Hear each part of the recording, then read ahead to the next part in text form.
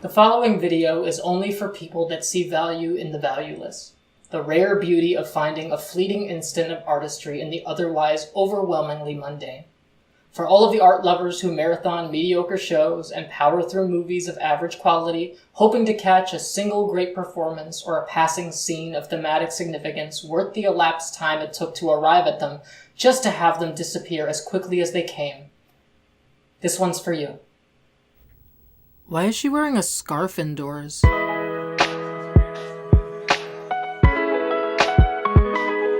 Oh, it's 2001: A Space Odyssey. If you've ever considered me pretentious before, you'll be bewildered to know that that was the ground floor. We were on PlayStation 1 Spider-Man game Kid Mode, because my capacity not just to overanalyze an essay work, but to focus in on particular elements of empathy and shaft others due to my own priorities in art, becomes apparent very fast. Fast enough that, luckily, I'm able to catch it sometimes, and rethink it, and proceed to overanalyze that choice. This time, I caught it early, so... Late last year, I wrote, recorded, and edited a video about the artistic value of a web content niche, and it was helpful that the essay I was working on had themes that required a little bit of patience, and subject matter that would betray those themes if I was not. So I took a few months away from that essay, focused on my life and my traveling and finding a place to live, and when I returned to it, now 6 months later, wouldn't you know it, I had some fucking concerns. This essay is now 2 essays in one. The central theme is still the same, and we will be jumping between the first essay and these clarification portions in which I respond to my own approach to art critique and cultural misunderstanding. In a word, I will be combating my own capacity to be reactionary. Huge life hack, folks. You type in first time watching, right? And then you could type in any movie that you want. Okay, not any movie, like within reason. You know, you're probably gonna have to pick a more popular movie. So I'm gonna go with Back to the Future. So you look up first time watching Back to the Future, and then all these videos come up of people watching Back to the Future for the first time. So if you're alone on Christmas Eve and you feel like showing a friend a movie you've seen before, you could just look up first time watching, and this won't feel like absolute dog shit. Happy holidays. In 2021, I wasn't doing great. More so than usual. I wasn't feeling creative, and it was difficult for me to get myself to even watch new things, let alone put any kind of effort into making them. And so I found myself retreating into media that I knew that I could trust the chemical returns from. I watched movies and TV shows and web series and essays and standalone YouTube videos that I had seen already, because I didn't have to worry about them surprising me or teaching me something or expecting anything of me. Basically, I had an intensive comfort watch stretch of a year. That was never exclusive to 2021, but it was definitely truer that year than ever before. I also got really into ASMR videos that year, more so than I had been, which was its own can of worms for me. What did she mean by that? Don't worry about what I mean by that. It turns out, though, that comfort watching was kind of boring to me. I didn't want to see anything new, but wasn't exactly looking to bring myself to something that I used to experience either, so the question then became, okay, now what? Well, the middlest ground seemed to be to watch stuff that I enjoyed watching and knew about, but show it to somebody that had never seen it before. And at the risk of exposing my friends to Captain America the First Avenger, or Better Call Saul, I would instead turn to YouTube, and in doing so discovered a whole subculture that I had kind of really intensely avoided for years and years. The world of reaction videos. I think that an introduction like this one is more on the retroactively disappointing side because I find it to be the strongest thing about the whole piece. I've put forth a personal detail in order to introduce my audience to a point I would be making later. The detail was intimate and asked the audience to consider me, the essayist, in the context of the critique I'm making.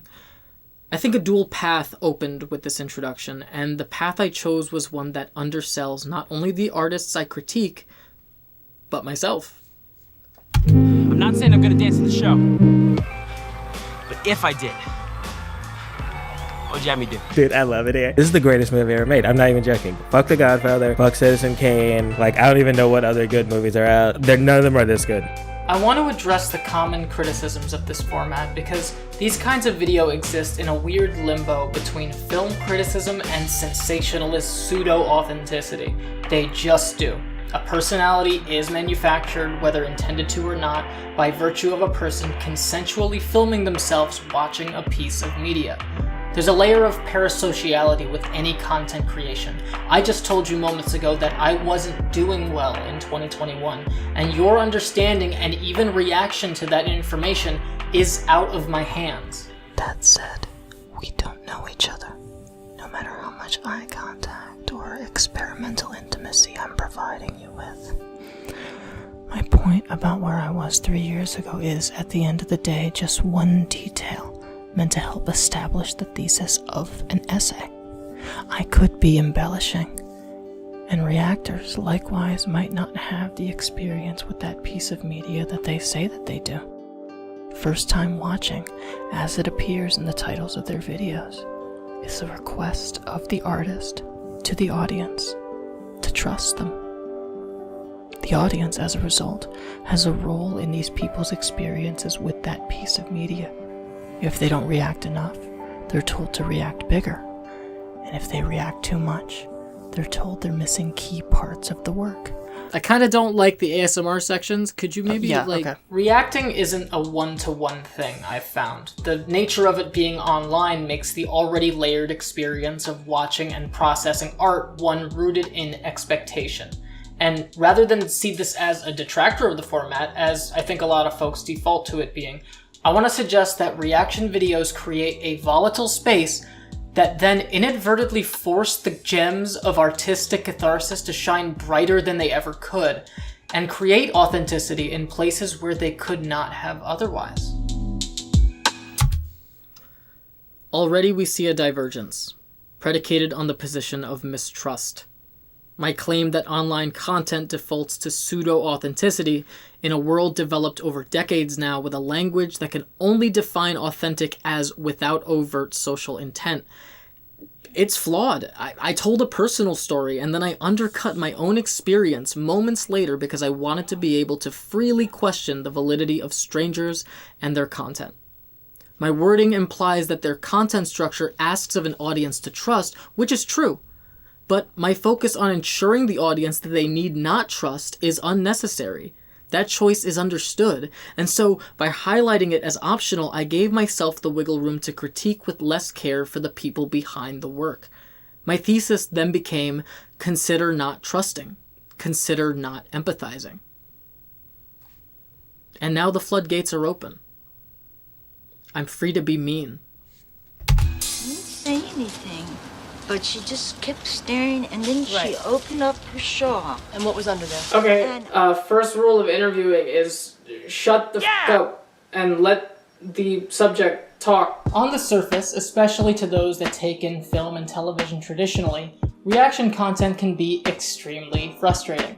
As I mentioned, due to the need for the content to feel justified in its existence, reactors will often feel the need to be engaging and will therefore speak over the work. I've done this because I do reaction videos myself. Shout out to Cyan79 for getting my ass.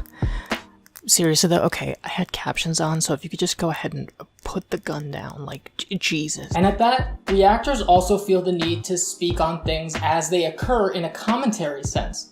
They'll say things in the moment in a narrative that has yet to resolve as if it is a mistake or a cause for confusion. Or, better still, will morally comment on the actions of the characters in real time, attempting to make sense of a work that may be thematically establishing something they have yet to see. This is, ironically, reactionary. Misunderstanding a moment in a work in real time does lend wonderfully to seeing an artistic experience develop from misunderstanding to understanding. most of the time. And then, in situations where real-time understanding of a work is not achieved, the audience steps in to yell at them about it. Hey, come on, it's not my fault that I didn't immediately know the scarf was a metaphor for being cold or whatever the fuck. Like I said, it's a very volatile system. Both sides of it refuse to engage with art on any terms other than the consensus. Discussion on a work is happening between a content creator whose fresh eyes are taking in a work initially as a means of supplementing their content production, and an audience seasoned to the work, who are pushing an understanding of it that leaves very little room for those fresh eyes, a fresh artistic lens. Even as I attempt to use reaction content as a means to talk about film form in real time, I've found that my greatest experience with a work is still after the camera stops recording, when I have time to process what I've seen and develop a perspective separate from both the initial viewing and the audience's expectation. Reaction videos, therefore, seem superfluous, pointless, a method of experiencing art that insists that we do so in the least interesting terms. But that's just another consensus. I happen to think that reaction videos are wonderful, not because they aren't frustrating, but because of the rare moments of artistic clarity that they can provide. And if you're patient, or if you're the kind of person who watches big budget things of middling quality with, the hope of spotting a comet of beauty, then you might benefit from a first time watching video. Now, obviously there was an attempt at a bait and switch with this portion of the essay. I talk about all the arguments for reaction videos as anti-art, and then I come around to the very end and say, actually, that's just another consensus. I happen to think they are art. And I love writing like this. It allows me the space to show critics of a work that refuse to engage with it how they sound.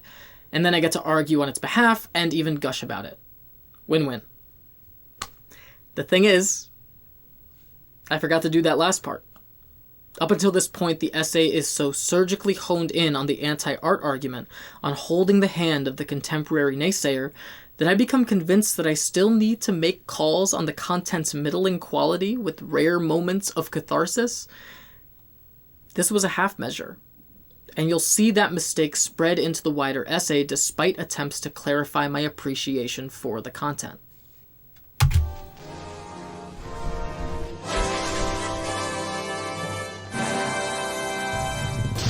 Assuming that a reaction video is the most bare minimum authentic, meaning we are aware that there is an impossible layer of inauthenticity that comes with making content for an audience.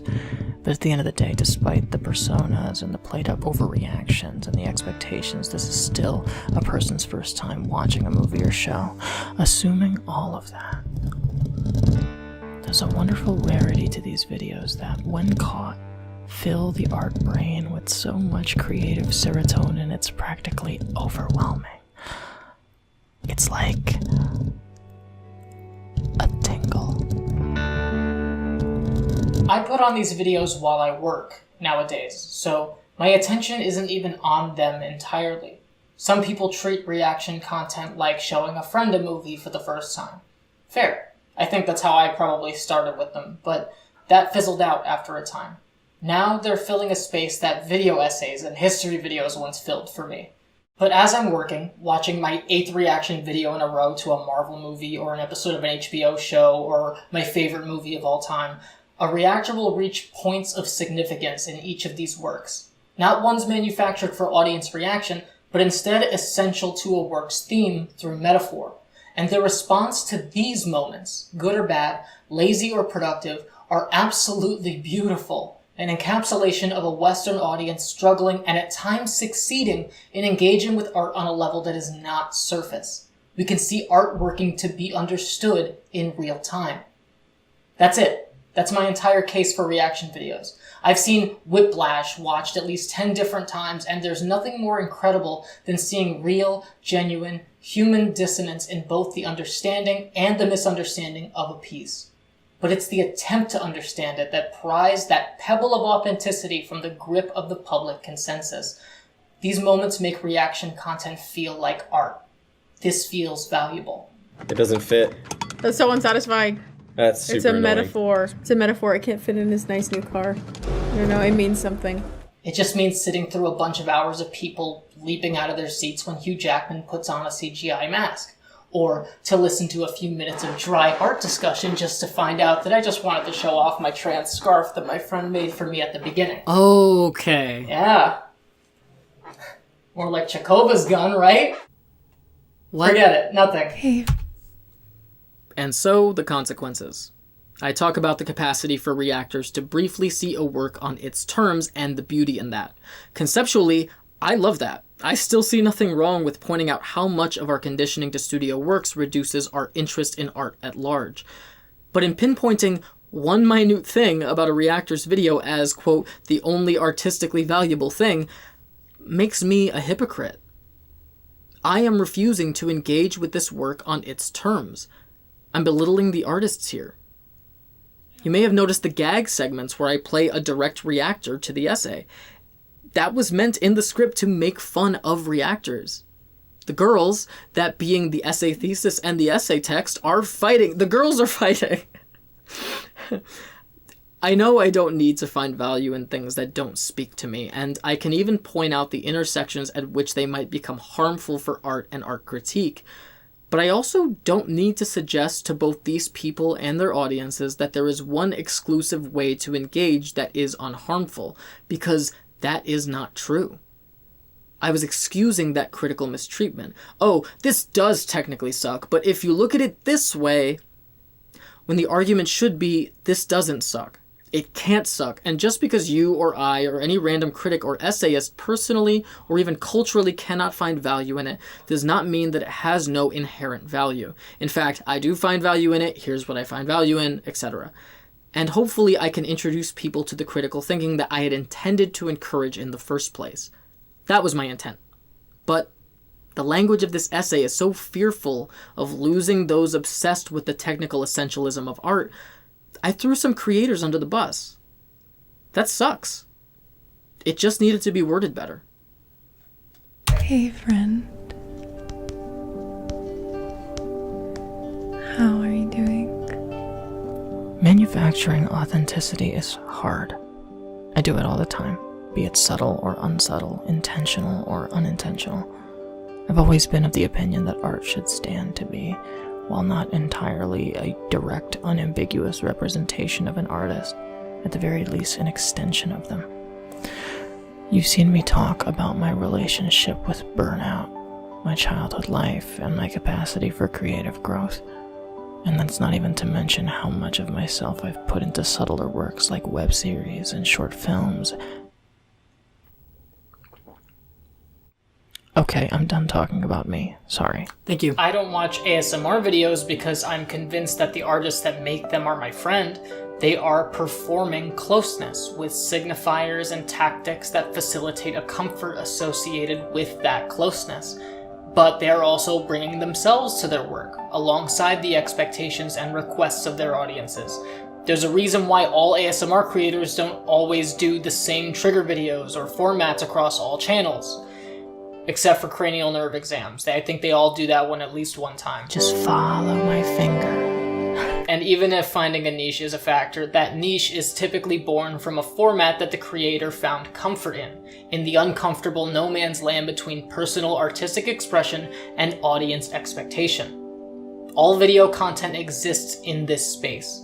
What we find in it, be it massive or fleeting, valuable or useless, is regardless propped up by these inherent criteria.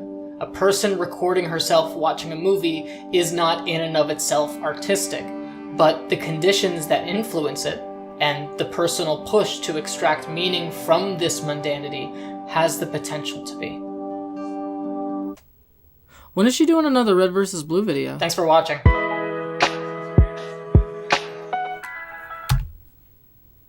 This essay is a mess. I don't want to suggest an objectivity approach to essay content. That's not the point of this. I think I'm even well within my right to be standoffish with content I don't find value in. But the problem is that I do find value in this, and at that, I fucking adore reaction videos. I think their creators can be funny and insightful and surprising and cool. like as much as you can think about a person you don't know. And even when I think they're wrong or miss a mark, I have such a deep appreciation for the willingness to share a space of vulnerability with others where we can all push each other to see the art from infinite angles. And that sentiment is just not present in the original essay. The reason I pick almost any topic is because I love and am passionate about it. And I usually make that known unless the topic is about something studio made that I want to rag on. So this one was a miss, and I'm glad I took the time to revisit it because, like with my own capacity to better understand other pieces of art, clarity comes with time. To any reactors out there, please keep creating. Especially if you're watching Better Call Saul for the first time, I will quite literally watch people watch that show until the day I die.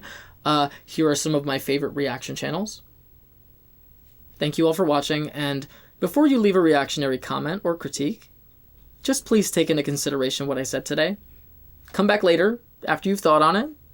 I'll still be here, and I might even agree. Maybe not, though. I don't know.